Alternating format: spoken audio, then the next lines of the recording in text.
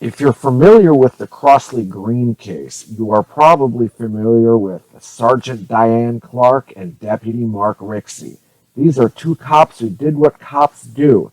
They used perjury to incite against a private citizen, Kim Hallock.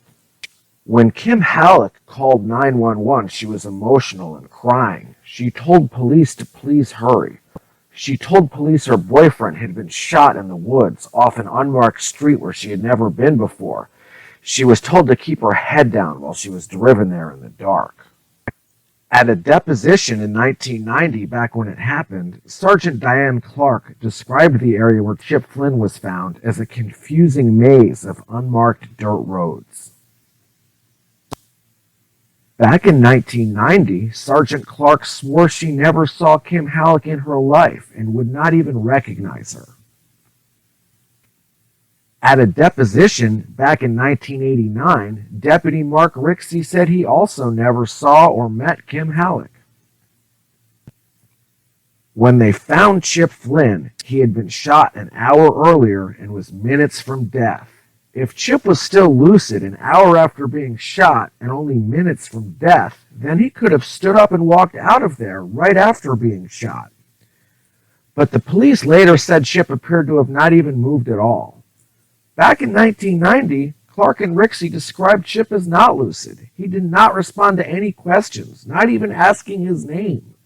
Chip just groaned and said over and over, "Get me out of here," according to Sergeant Clarke.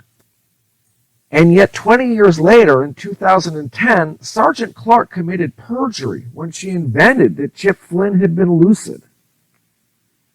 20 years later, in 2010, Deputy Rixey straight lied that Kim seemed emotionally detached and did not ask about Chip.